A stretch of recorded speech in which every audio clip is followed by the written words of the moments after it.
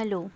आज हम पढ़ेंगे हिंदी की गद्य विधाएं, जैसे निबंध, नाटक, संस्मरण, रेखाचित्र, जीवनी इत्यादि।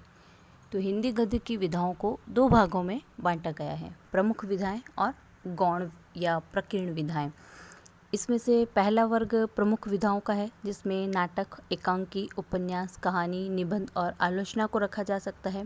दूसरा वर्ग गौण या प्रकीर्ण गद्य विधाओं का है। इसके अंतर्गत जीवनी, आत्मकथा, यात्राव्रत, गद्य काव्य, संस्मरण, रेखाचित्र, रिपोर्टाज, डायरी, भेंटवार्ता, पत्र साहित्य आदि का उल्लेख किया जा सकता है।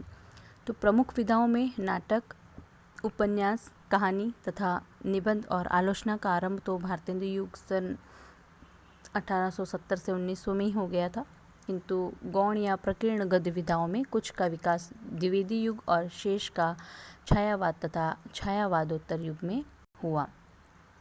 द्विवेदी युग में जीवनी, यात्रा वृत्तांत, संस्मरण, पत्र साहित्य आदि का आरंभ हो गया था। छायावाद युग में गद्य काव्य, संस्मरण और रेखाचित्र की विधाएं विशेष रूप से श्रमद हुई। छायावादोत्तर युग में प्रकीर्ण गद्य विधाओं का पूर्ण विकास हुआ। आत्मकथा, रिपोर्टाज, भेंटवार्ता, व्यंग्य, विद्रूप लेखन, डायरी, एकाल्प आदि अनेक विधाएं इस युग में विकसित और श्रमद हुई। यहाँ पर ध्यान देने योग्य बात यह है कि प्रमुख गद्य विधाएं अपनी रूप रचना में एक दूसरे से सर्वथा स्वतंत्र है, जबकि प्रकीर्ण गद्य विधाओं में से अनेक निबंध विधा से पारिवारिक संबंध रखती है। एक ही परिवार से संबंध रखने के कारण ये एक दूसरे के पर्याप्त निकट प्रतीत होती है। हिंदी गद्य की प्रमुख विधाएं कौन सी हैं? नाटक सबसे पहले हम देखते हैं। नाटक रंगमंच पर अभिनय द्वारा प्रस्तुत करने की दृष्टि से लिखी गई एक रचना होती है, जिसमें पात्रों एवं संवादों पर आधारित एक या एक से अधिक अंक होते हैं। नाटक वस्तुतः रूपक का ही एक भेद है। रूप का आरोप होने के कारण नाटक को रूपक भी कहा जाता है। अभिनय के समय नायक पर किसी ऐतिहासिक चरित्र जैसे दुष्यंत, कृष्ण, राम आदि पात्र का आरोप किया जाता है, इसलिए इसे रूपक कहते हैं। नट कहते हैं जो अभिनेता होता है। नट से संबंध होने के कारण इसे नाटक कहते हैं। नाटक में ऐतिहासिक पात्र विशेष की शारीरिक व मानसिक अवस्था का अनुकरण दृष्टि से लिखी गई एक रचना होती है, जिसमें पात्रों एवं संवादों पर आधारित एक या एक से अधिक अंक होते हैं। उसमें एक नाटक के ऐतिहासिक पात्र विशेष की शारीरिक व मानसिक अवस्थाओं का अनुकरण किया जाता है, और नाटक शब्द अंग्रेजी शब्द के ड्रामा का या प्ले का पर्याय बन गया है। तो हिंदी में मौलिक नाटकों का आरंभ भारतेंदु हरिश्चंद्र से ही माना जाता है। द्विवेदी युग में इसका अधिक विकास नहीं हुआ। छायावाद युग में जयशंकर प्रसाद ने ऐतिहासिक नाटकों के विकास में महत्वपूर्ण योगदान दिया। छायावादोत्तर युग में लक्ष्मी नारायण मिश्र, उदय शंकर भट्ट, उपेंद्रनाथ अश्क, सेठ गोविंद दास, डॉक्टर रामकुमार वर्मा, जगदीश चंद्र माथुर, मोहन राकेश आदि ने इस विधा को विकसित किया है।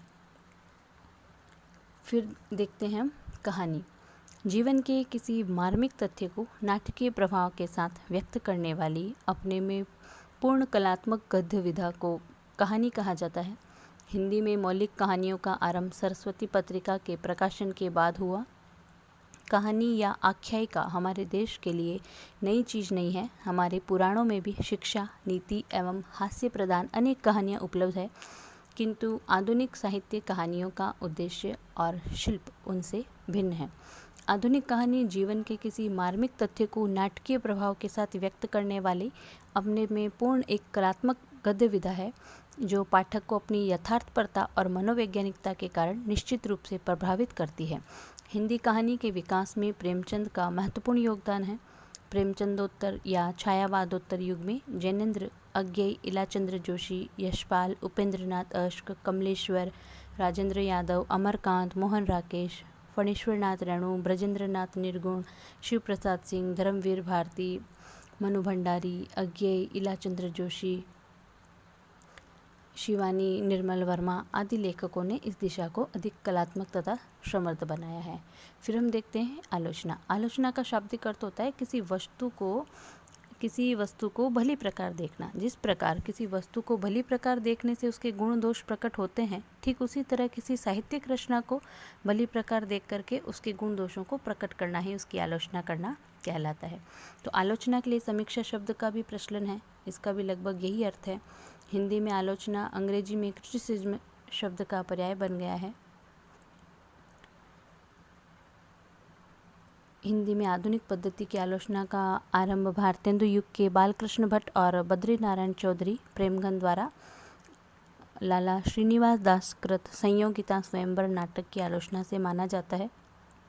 आगे चलकर द्विवेदी युग में पंडित महावीर प्रसाद द्विवेदी, मिश्रबंधु, बाबू श्याम सुंदर दास, लाला भगवान दीन आदि ने इस क्षेत्र में विशेष कार्य किया।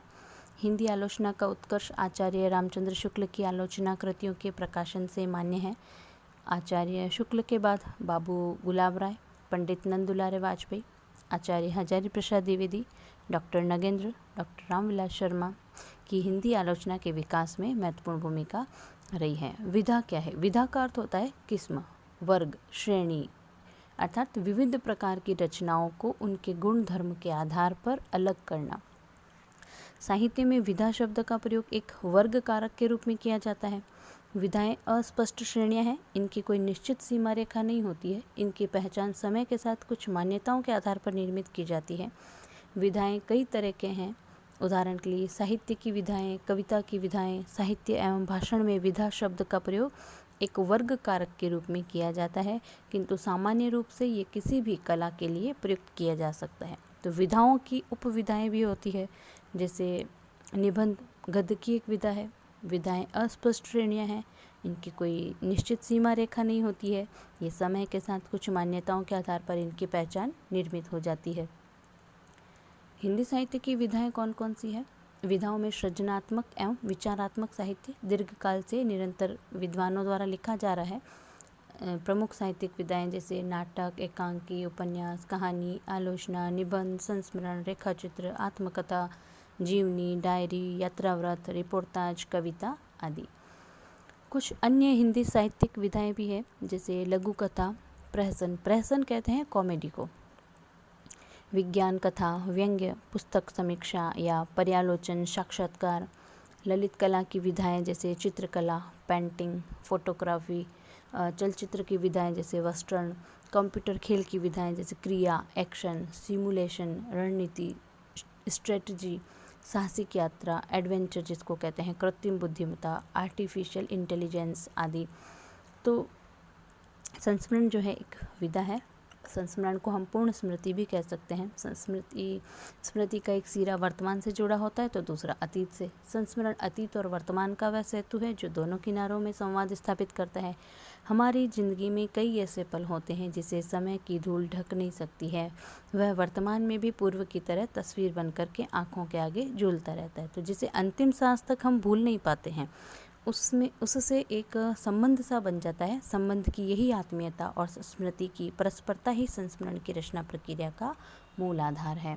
तो यही कारण है कि रचना में महज सूचना नहीं होती है, बल्कि एक जीवंत अस्तित्व होता है। यही वजह है कि संस्मरण कल्पना कर नहीं लिखा जा सकता, क्योंकि संस्मरण आत्मीयता, प्रत्यक्षता और घटना के आधार पर तैयार होता है। इसके साथ व्यक्ति का संबंध होता है जो भराव या खालीपन पैदा करता है। हालांकि संस्मरण एक मिश्रित विधा है जिसमें निबंध, कहानी, जीवनी, आत्मकथा कई विशेषताएं संश्लिष्ट हैं। तो कभी कभी तो अच्छे ढंग से लिखी गई कहानियाँ और संस्मरण में अंतर करना मुश्किल हो जाता है, जबकि दोनों अलग अलग विधा है। तो केवल साहित्य ही नहीं, समाज, संस्कृति, साहित्य, भाषा, व्यवसाय एवं अनुवाद से जुड़े अधिकतर विधाओं के विकास में अनुवाद का ही योगदान महत्वपूर्ण रहा है। आज भी आधुनिकता और प्रौद्योगिकी के युग में भी अनुवाद यह भूमिका बखूबी निभा रहा है। तो हिंदी में नई साहित्यिक विधाओं के विकास में हिंदी अनुवाद की भूमिका किस प्रकार महत्वपूर्ण रही है, इसे हम केवल अनुवाद की भूमिका को ध्यान में रखते हुए निम्न रूप से देख सकते हैं। तो पाश्चात्य साहित्य के विकास के साथ ही हिंदी साहित्य की विधाओं का विकास भी होता गया। इसका एक कारण यह था कि इस दौरान अधिकतर जगह जगह अनुवाद की स्रोत भाषा अंग्रेजी थी। विश्व के किसी भी साहित्य का अनुवाद पहले अंग्रेजी से होता, फिर अंग्रेजी के माध्यम से अन्य भाषा जैसे हिंदी अनुवाद होता था। हिंदी साहित्य में न केवल पाश्चात्य साहित्य में विकसित साहित्यिक विधाओं का ही विकास हुआ, बल्कि भारतीय भाषाओं के साहित्यिक विधाओं का भी विकास अनुवाद के माध्यम से हिंदी की साहित्यिक विधाओं में दिखाई दिया। विशेषकर हम उन्हीं विधाओं पर अधिक विचार कर सकते हैं जिसमें अनुवाद का महत्व अधिक रहा है। तो इस प्रकार हमने कुछ हिंदी की गद्य विधाएं पढ़ी।